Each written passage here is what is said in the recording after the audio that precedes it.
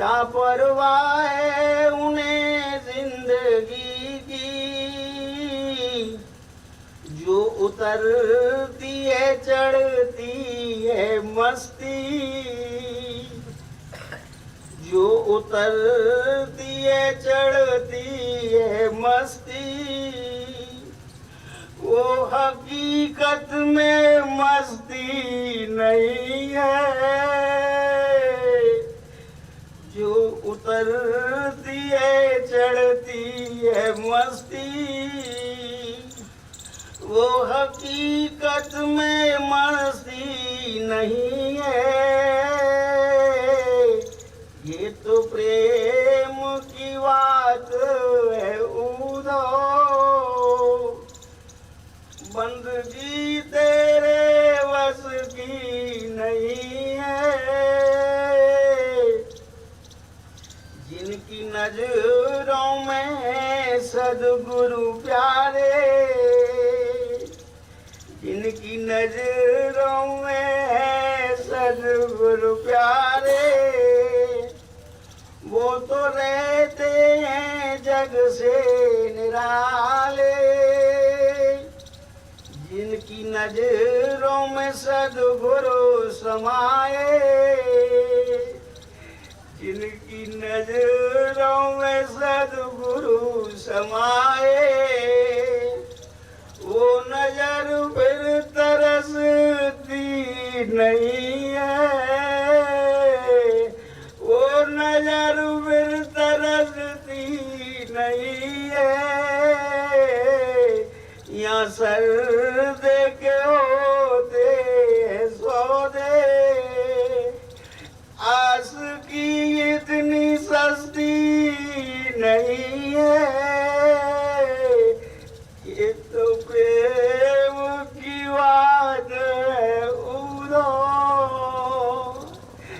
बंदगी तेरे बस की नहीं है। पूजनीय माता और बंधुओं, अनादिकाल से दो रास्ते परमात्मा की प्राप्ति के चले आ रहे हैं। एक नीति का रास्ता है जिसे हम संन्यास मार्ग कहते हैं। ये रास्ता बहुत पुराना है और हमारे देश में बहुत ऊंचे से संत महात्मा हुए, सन्यासी हुए, जिन्होंने समय समय पर आकर हमारे देश और धर्म की रक्षा की। नीति का रास्ता छोटा है, इसमें समय कम लगता है। नीति का रास्ते का साधक हर वस्तु का त्याग करता चला जाता है। ऐसा व्यक्ति घर बार छोड़ता है, बीवी बच्चे छोड़ता है, धन दौलत छोड़ता है और संसार की हर वस्तु का त्याग करके संन्यास ग्रहण करता है। संन्यास लेने के बाद उसके पास सिर्फ एक ही काम रह जाता है, साधना, परमात्मा की प्राप्ति। दुनिया के सारे कामों से वे फारिग हो जाता है। यदि ऐसा साधक सच्चे हृदय से परमात्मा में लगे तो कोई वजह नहीं कि उसे अपने रास्ते पर सफलता प्राप्त न हो। लेकिन मेरे कह देने से कि रास्ता छोटा है, कोई भाई बिना सोचे समझे इस रास्ते में कूद ना पड़े, इस रास्ते की कठिनाइयाँ मैं आपके सामने रखूँगा। सबसे बड़ी बात यह है कि शरीर से त्याग करना आसान है, जब तक मन से त्याग नहीं हो जाता सच्चा संन्यास प्राप्त नहीं होता। मुझे इस विषय पर अपने गुरुदेव परम संत महात्मा श्री यशपाल जी महाराज का सुंदर अनुभव याद हुआ, जो मैं आपके सामने रखूंगा। एक बार वो जबलपुर से मुरादाबाद जा रहे थे। रास्ते में प्रयागराज का स्टेशन पड़ा। जब गाड़ी प्रयागराज स्टेशन पर पहुंचे तो देखा कि स्टेशन पर काफ़ी भीड़ है। ये भीड़ एक महात्मा जिनको अवधूत कहते थे छोड़ने आई हुई थी, क्योंकि वह कुंभ का मेला लगा हुआ था। गाड़ी आई, जय जयकार हुआ, गले में हार डाले गए। इत्फाक से, परमात्मा की कृपा से ये जो महात्मा थे उसी डिब्बे में चढ़े जिसमें इसके सदगुरुदेव जी बैठे हुए थे। आपके सामने की बर्थ खाली थी, उसी पर आके विराजे। जब गाड़ी चली और कुछ आगे बढ़ी तो इस सेवक के साथ बातचीत शुरू हुई। इस बातचीत के दौरान सेवक के गुरुदेव जी ने उनसे एक प्रश्न किया, और वह था कि आपको संन्यास लिए कितना समय हो गया? उत्तर मिला 14 वर्ष। बातचीत में दूसरा प्रश्न किया कि महाराज आप बाल ब्रह्मचारी हैं या जब संन्यास लिया तो गृहस्थी थे? उन्हें उत्तर दिया मैं गृहस्थी था, मेरे स्त्री और 2 बच्चे थे। बातचीत होती रही। इसके बाद सेवक के गुरुदेव ने उनसे प्रार्थना की कि महाराज वो एक प्रश्न और करना चाहते हैं, पर वो कुछ टेढ़ा है, इसलिए पहले से आप क्षमा करें और मुझे सांत्वना दें, आशीर्वाद दें कि इस टेढ़े प्रश्न से आप नाराज नहीं होंगे, तभी वो प्रश्न किया जाए, अन्यथा नहीं। आगे उन्होंने कहा कि मैं किसी के हृदय को दुखाना नहीं चाहूँगा। महाराज जी चुप हो गए, ध्यान में चले गए। कुछ देर बाद बोले कि आप कुछ पूछना चाहते थे, पूछा नहीं। फिर गुरुदेव जी ने अपनी बात दोहराई कि महाराज यदि आप वायदा करें कि इस टेढ़े प्रश्न से आप नाराज नहीं होंगे तभी वो प्रश्न किया जाए, अन्यथा नहीं। बोले पूछो कि मैं नाराज नहीं होऊंगा। तब गुरुदेव जी ने तीसरा प्रश्न किया और पूछा कि क्या अभी भी आपको अपने बीवी बच्चों की याद आ जाती है? यह प्रश्न सुनकर वो खामोश हो गए और ऐसा महसूस हुआ कि जैसे ध्यान में चले गए। काफ़ी समय बाद उन्होंने आंखें खोली और कहने लगे कि बच्चा सत्य तो यही है कि आज भी मुझे अपने बीवी बच्चों की याद आ जाती है, और जब मैं आपके गांव के पास से निकल जाता हूँ जहाँ का मैं रहने वाला हूँ तो ये याद बिल्कुल ताज़ा हो जाती है कि मेरी स्त्री, ये मेरे बच्चे, ये मेरा खेत, ये मेरा मकान। अब बच्चे बड़े हो गए, काम काज संभाल लिया। गुरुदेव जी ने आपके चरण छुए। वाकई में आप बहुत ऊंचे महात्मा थे, अवधूत थे, कोई शक नहीं। क्यों?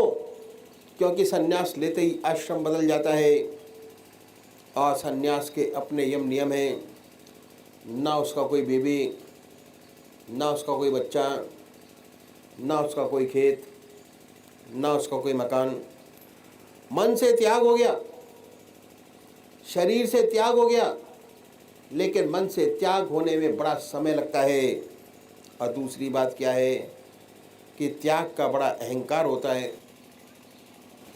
हम गृहस्थी लोग कभी कभी संसार से दुखी हो जाते हैं और अपना दुख सन्यासियों के पास जाकर कहते हैं कि महाराज हम दुखी हैं, मन में शांति नहीं, चैन नहीं, कि कोई उपाय बतलाइए मन को शांति मिले।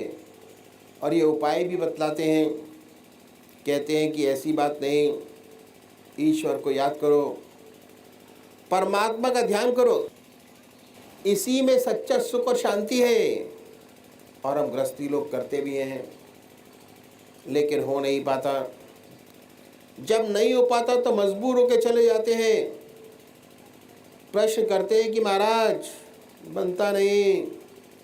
प्रयत्न तो करते हैं, कोशिश बहुत की, लेकिन ध्यान तो होता ही नहीं। तो अक्सर ये सुनने में आ जाता है कि भाई ये रास्ता सन्यासियों का है, आप तो ग्रस्त में हैं, गृहस्थी हो। तो सन्यासियों में शुरू ये भावना हृदय में जागृत हो जाती है कि हम सब साधारण मनुष्य से कुछ अलग हैं। सूक्ष्म अहंकार अंदर ही अंदर पैदा हो जाता है, और जहाँ अहंकार है वहाँ परमात्मा नहीं। दूसरी बात क्या है कि ज़्यादातर व्यक्ति किसी न किसी परेशानी में पड़कर वैराग्य पैदा हो जाता है, संन्यास ले बैठते हैं। संन्यास लेने के बाद जीवन बदल जाता है। संन्यास के अपने यम नियम हैं, कठोर तपस्या, ब्रह्मचर्य, आसन की सिद्धि, प्राणायाम। बहुत से लोगों से तो बनता नहीं, और जिनसे बनता है मैं कठोरता से अपने मन को साधते हैं। इस अभ्यास में दबाव होता है, और दबाव के कारण बहुत सी रिद्धियाँ सिद्धियाँ प्राप्त हो जाती हैं। ऐसे महात्मा संसार में आते हैं संसार की सेवा करने के लिए, लेकिन उनके काम क्रोध, लोभ, मोह और अहंकार, ये जो दुश्मन है इस रास्ते के, समूल नहीं होते, सुप्त हो गए होते हैं, दब गए होते हैं। पर ऐसा मालूम होता है कि सारी चीज़ें मन के कंट्रोल में आ गई। ऐसा मालूम होता है कि इन पर काबू हो गया। वास्तव में हुआ नहीं होता। जब ये संसार में आते हैं और सांसारिक वस्तुओं से संपर्क होता है, तो ऐसी बहुत सी अनहोनी बातें सुनाई पड़ती हैं। तो वजह यही है कि जब तक परमात्मा की सच्ची प्राप्ति नहीं हो जाती, तब तक काम, क्रोध, लोभ, मोह और अहंकार से छुटकारा नहीं मिलता। जिन्हें परमात्मा की प्राप्ति हो जाती है, उनका इन पर नियंत्रण हो जाता है, ये उनके मित्र बन जाते हैं। ऐसा कोई उच्च कोटि का विरला होता है जो ऐसा होता है। वह संसार का बड़ा कल्याण करता है, संसार से उसको बड़ा लाभ होता है। तो इस अभ्यास में दबाव शुरू से ही शामिल रहता है। जैसे आप किसी स्प्रिंग को दबाकर चलें, जब तक दाबे हैं कि चाहे जहाँ हाथ से छूटा कहीं पर भी मार कर सकता है, मुंह पर लग जाए, माथे पर लग जाए, बिल्कुल यही दशा होती है। इस अभ्यास में दबाव शुरू से ही है, और दबाव के साथ साथ सारी प्रतिक्रिया साथ साथ सामने आ जाती है। ये सारी बातें, इन सबको सोच समझकर संन्यास के रास्ते में कदम रखना चाहिए। और खासकर उन लोगों को जिनकी शादी हो गई है, जो गृहस्थ आश्रम में प्रवेश कर गए हैं, उन्हें तो संन्यास की बात कभी सोचनी नहीं चाहिए। करोड़ पीछे एक दो ही नजर आते हैं। जैसे महात्मा बुद्ध जो गृहस्थी थे, संसार छोड़कर चले गए और ईश्वर को प्राप्त किया, लेकिन 1000 पीछे 999 असफल रहते हैं। ना उनकी दुनिया रहती है, न दीन। ऐसी बहुत सी घटनाएं सेवक के सामने आई, सब में असफलता। न इधर का रहा न उधर का, सर्विस छोड़ी, बच्चे छोड़े, कुछ न कर पाया, बर्बाद हो गया। तो जिन्होंने गृहस्थ आश्रम में पदार्पण कर लिया है, उन्हें 1000 बार सोचना चाहिए कि उनके लिए रास्ता नहीं है। जो बाल ब्रह्मचारी हैं, जिनका जन्म से ही संस्कारवाद ऊंचा है, उनकी बात तो अलग है। उनके लिए तो संन्यास से बढ़कर और कोई दूसरा रास्ता नहीं। ऐसा व्यक्ति इस रास्ते में बहुत चमकेगा, करोड़ों का भला करेगा। हमारी ऐसी धारणा हो गई है कि हमारे पास कोई रास्ता नहीं। बहुतों की ये धारणा है, और बहुतों की ये धारणा है कि 55 से 58 साल तक तो अपना काम करें, 58 साल के बाद जब रिटायर हो जाएंगे तब भगवान का नाम लेंगे। ये बहुत बड़ी भूल है। 58 साल के बाद रिटायर हो जाने पे कुछ नहीं होता, तब भगवान का नाम नहीं लिया जा सकता, क्योंकि आदतें इतनी मजबूत हो जाती हैं, उन्हें बदल नहीं सकते। शरीर जवाब देने लगता है, आप बैठ नहीं सकेंगे, ध्यान करने की बात तो लग रही। तो ये भावना जो हमारे अंदर आ गई है बड़ी गलत है, और अधिकतर लोगों की ये भावना है कि 58 साल के बाद पूजा पाठ करेंगे, भगवान का नाम लेंगे। अभी से भगवान का नाम लेकर क्या करना, बहुत गलत है। फिर नहीं बनेगा, और फिर नहीं बनेगा। आज बनेगा, अभी बनेगा। तो गृहस्थियों का रास्ता ही बहुत पुराना है, जिसे हमने बुला दिया बड़ा ऊंचा रास्ता। आपने राजा जनक का नाम सुना होगा। राजा जनक को विधि कहते थे। कितना बड़ा महात्मा, कितना बड़ा ब्रह्मज्ञानी हुआ। उसके ज़माने के महर्षि अपने शिष्यों को उनके पास भेजते थे परीक्षा के लिए, कि अगर राजा जनक कह दे कि ब्रह्मज्ञानी है तो है, नहीं तो नहीं। वह राजा था, राज का कितना कार्यभार उनके ऊपर था, कितनी जिम्मेदारियां थी। उन जिम्मेदारियों को भली भांति निभाते हुए इतना ऊंचा ब्रह्मज्ञानी, और हमारे आपके पास तो जिम्मेदारियां बहुत कम है। जब एक राजा ब्रह्मज्ञानी हो सकता है तो हम आप क्यों नहीं हो सकते? ज़रूर हो सकते हैं। तो ये रास्ता भी बहुत पुराना है जो मैं आपके सामने रखूँगा। इसे कहते हैं इतिरम मार्ग। ये है रास्ता जिसमें अपने जीवन में एक चीज़ बढ़ाते हैं, घटाते नहीं। और वो क्या है? वो है परमात्मा का नाम, भगवान का नाम, ईश्वर का नाम। और एक ऐसी बड़ी ज्योति है कि अगर सच्चे तरीके से अपने हृदय में आ जाए तो अंधेरे को अपने आप दूर करती चली जाती है। जहाँ लाइट है वहाँ अंधेरा नहीं, लाइट आई अंधेरा गया। वाल्मीकि महर्षि इतने ऊंचे महर्षि हुए कि उन्होंने रामायण पहले लिख दी, घटना बाद में घटी, कि ऐसा ऐसा होगा, वैसा वैसा हुआ। और तो ये ऐसा प्रकाश है, ऐसा उजाला है, अगर सच्चे तरीके से हृदय में जागृत हो जाए तो अंधेरे को अपने आप दूर करता चला जाता है। तो छोड़ना कुछ नहीं है। जो आज आपकी जिंदगी है उसमें एक चीज बढ़ाइए। इस रास्ते पे चलने वाले जो सद्गुरु हुए, एक के पीछे एक,